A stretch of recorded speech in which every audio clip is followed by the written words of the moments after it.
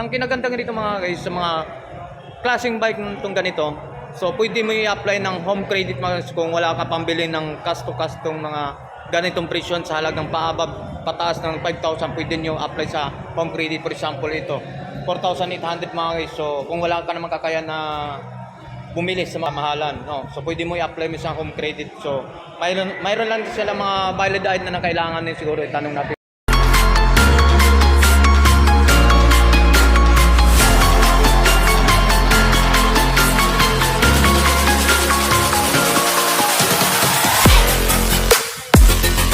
Alright, good morning mga kaicho. Welcome back sa YouTube channel natin mga kaicho. Nandito tayo sa may pisto bintahan ng mga bike din, mas murang bike dito sa mga kaicho. Shoutout nga pala sa lahat mga subscriber natin kung dito natin nag-intro na sa dalat.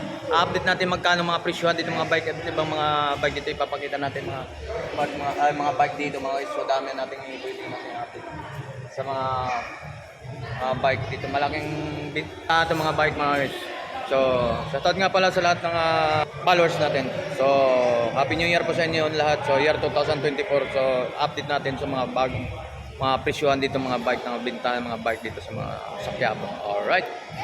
Go. Mga guys, mamaya ipapakita natin sa labas, no? Kung anong saan pong location. Sa may pagbabala ng overpass na may simbahan to, mga guys. So, galing ka ng Quiapo, may nakita mo yung unang pagka-entrance ng sa simbahan mga guys. So ipapakita natin mamaya, no. So dito na tayo sa loob ng area mismo na nag-intro.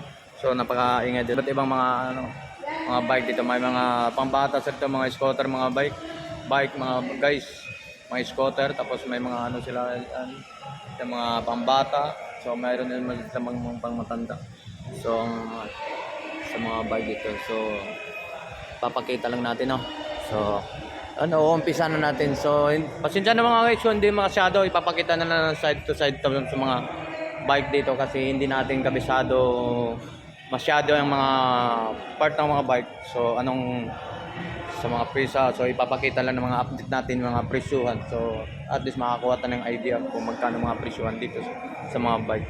So, alright mga guys, so ipapakita natin kung ano mga part dito, mga bike dito sa mga iba't ibang mga klase, mga presyuhan, mga bike dito sa mga mura, mayroong mataas, siyempre mataas ang presyo at magandang klase ng mga bike. So ipapakita natin. For example, ito mga guys, so ipapakita natin yung katulad. Alright mga guys, so mga ganitong part nga na pwede mo i-apply ng mga home credit sa mga guys. Kung wala ka man tayo pambili ng ganong kalaki ng halaga sa mga custom ngayon. So pwede mo i-apply siya ng home credit. So halagang ang minimum dito mga sa home credit, so above pataas na 5,000. So pataas ng 5,000 pwede mo i-apply siya ng home credit. For example mga guys, 4,500. So mga itong hilera na to sa mga home credit po mga pwede mo i-apply. So pwede mo rin dun sa taas.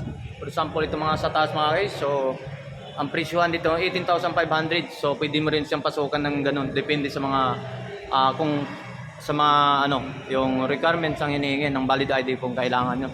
So 18,500. So pwede din yung taas yun. So yung mga halagang mga presyuhan, mga bike, so mga katulad niya, mga klaseng bike po, so mga katulad niya.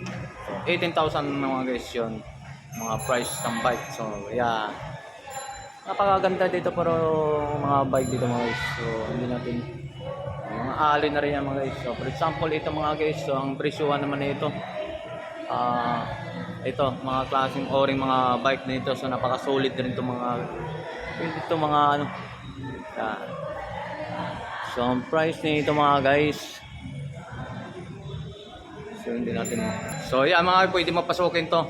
So hanggang nitong price ng nitong ori ng mga bike, so mga katulad niyan 9,900 mga guys. So pwede mo i-apply sa home credit yan, pataas sa above ng 5,000. So may price ng 6,900 mga guys. So ganito mga klaseng bike yan mga guys.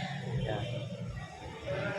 So mga guys, mga alloy na rin yan, mga part na yan. So mga klaseng bike na ito, mga 6,900 mga guys. So alloy na yung may alloy na. So ito naman mga guys, ipapakita namin sa halaga ng sa mga ganitong ore, mga itong mga bike mga guys. So yan.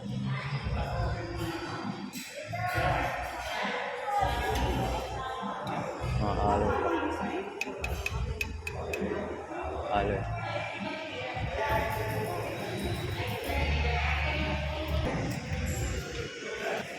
So yan katulad ng guys. So pwede mo i-home credit yung mga klaseng bike ng mga guys, yung mga ganyan.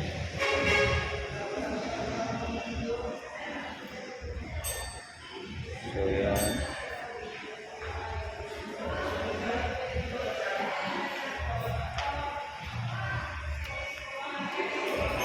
So yan ang katulad ng mga klaseng mga bike mga guys. So ito 4,000. Dating price mga guys 4,950. So ngayon nagbigay sila ng sale. So 40% yata. So 4,000 na lang. So ganitong ori mga bike nito mga guys. Yan. Napakita mga oring bike mo to sa dating price ay 4,900. So ngayon naging 4,000 na lang. So ganitong ori mga bike mga guys. Yan. So mga alloy na rin yung talyan nito. Dami mga ano nila dami kang pagpipilian din ng mga klase mga bike dito mga guys. So pwede mo siya apply mga home credit mga guys. So pataas 5,000. Yan, ito mga katulong ito. So pupunta naman tayo doon sa may. So lahat na sa mga part mga pisa dito mo sila mga guys. So nandito na mga piso-piso kung mga piso namang bibilhin mo. So ipapakita naman natin yung mga ori mga pisa dito kung gusto mo namang mag-assemble ng mga bike, assemblein. So iba-ibang mga part kayo sa pwedeng bibili mo dito sa mga pisa meron din sila. So hindi na natin pag-isa-isa sa mga presyon, so makakuha ng idea sa lahat ng mga ano dito. So pupunta naman tayo doon sa may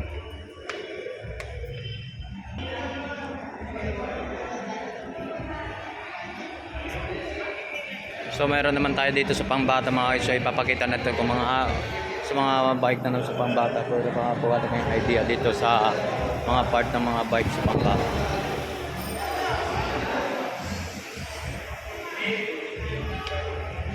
So yan mga guys, mga ganitong klase rin yung bike. So ipapakita natin no.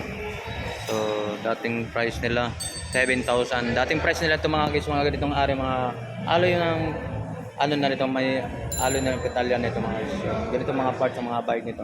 So dati ang price nito nasa 7,000 ang dating price ng mga guys. So sa ngayon nasa ano na lang to. So 7,000 mga guys yan. 7,000. Sa mga ganung klase mga bike yan. Alloy na rin ang petalya na yun guys. So dito naman tayo sa mga part ng mga dito naman tayo sa mga sa pangbata mga bike na guys. So ito, ang price nito mga guys, mga ganitong orange bike sa pangbata. So ang price nito 3,800 na lang guys. Sa mga ganitong 3,800 mga ganitong klase mga bike. So pang lalaki yan. So dito naman tayo sa pangbata, itong mga ganitong isang mga kulay pormahan ng mga bike guys. So ang price nito so nasa ano na lang mga so 4,598 ang price sa mga ganitong klaseng bike. So mayroon naman sila mga ganito pang bata rin. So nasa 4,500 na lang din mga ganitong ori mga bike pang bata. So dami kang pagpipilian dito mga klase mga bike dito ngayon. So mayroon naman sila rito ganyan. So nandito sa 1,300. 1,300. So nandito sa ibang klase 1,398 sa mga ganung ori mga bike sa pangbata. So mayroon naman tayo rito sa mga ganung klase sa pangbata na sa above to so nasa 2,898. So mga ganung klase o ganung klaseng bike. So mayroon sila ng mga order ng ganyan mas mga ganyan. Alright. So mga ganitong ori mga ganyan. Pambabae naman 4,900 sa ganitong klase ng bike. Alright. Ayan.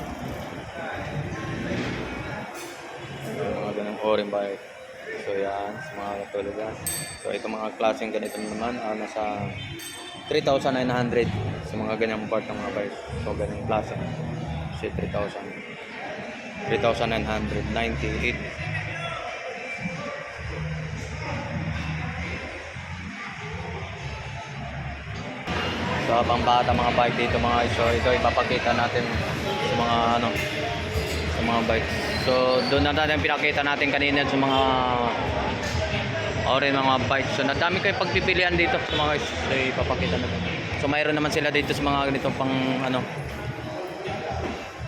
pang gym, mayroon din sila. So kung bibili naman kayo dito sa mga ano mga guys, so pwede na rin sila magkabit ng mga pisa dito sa mga ganito. So mayroon din sa mga sidecar dito. So ipapakita. Alright, so dito ito yung tindahan guys, guys na in-update natin. Ito yung sa tindahan na to. Sa pagbaba ng overpass, ito na yon.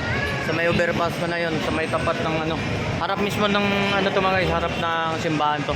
Yan, simbahan to papuntang ano na to. Ito overpass yun sa taas. Oh. Yan. Dito lang siya, dito lang. Yan, yan, dito. Tapos pagbaba, yun na yun. Yan.